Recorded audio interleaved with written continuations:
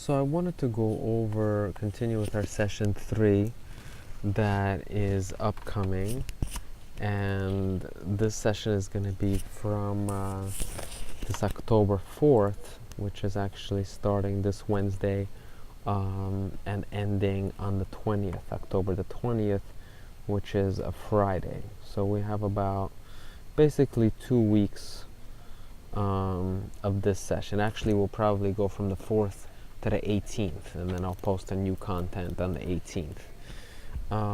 So this session 3 is all about credit risk, which is individual loan risk. And what I'll do is, in going over the chapter, is go over the various background of first of all, what kind of fixed income instruments are out there, and then we'll go over into some modeling in terms of what kind of models are there in going over the typical valuation of credit risk.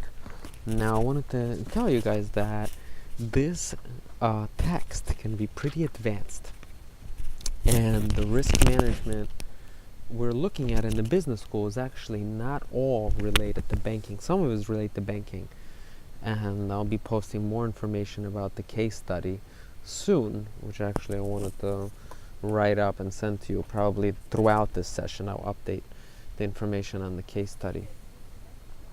And so with that said, I want you guys to read this book, but some sections where it's very math heavy, it's very theoretical, we actually don't always have to get into, because again, not all of this is going to be on the exam, only the sections that I go over in the PowerPoint.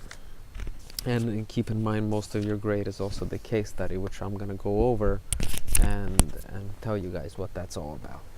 So with that said, what does this chapter discuss? This is the characteristics of loans made in the US, and where is the credit risk coming out of?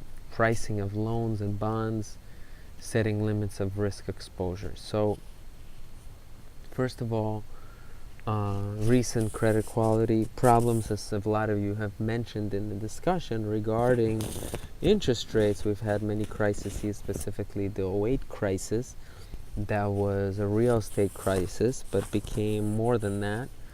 There's been a crisis in Europe with Greece and Argentina recently, and less recently in the early 2000s.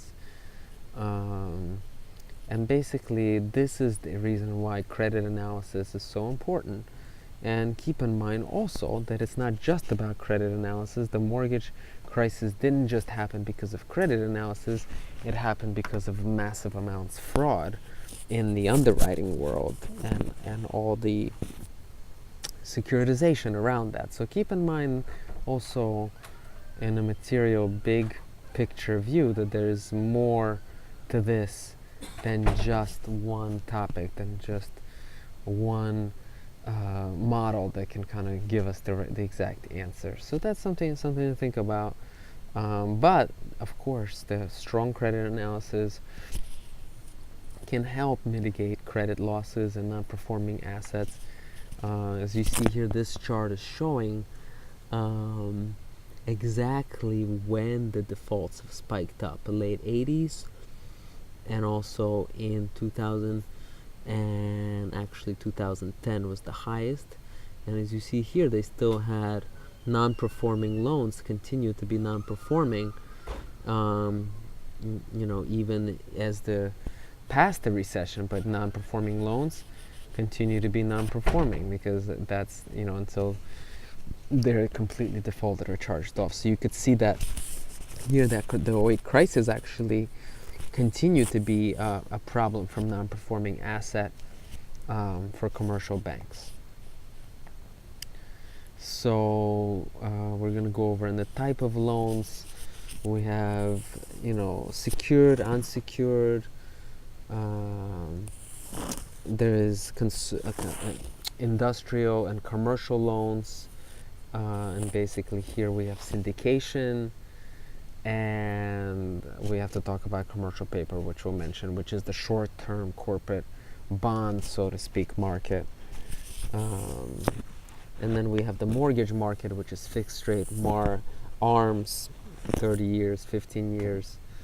And mortgage rates can be subject to default risk when loan to value rises and house prices fall below the loan outstanding. So we're just talking about how, mortgages can be considered very secure because you have that collateral of the house, but banks lost money when the house price went down below the loan value. The so-called LTV is now below 100%, and that creates a loss for the bank. In terms of the commercial industrial loans, these are primarily corporate bonds, and also there's syndicated loans. And this what drives the default of these is the performance of the economy, of the performance of companies, and whether they default or not on their loans. What drives the defaults or performance of these loans is primarily the value of real estate on a big scheme. Of course, you could have a couple bad apples here and there.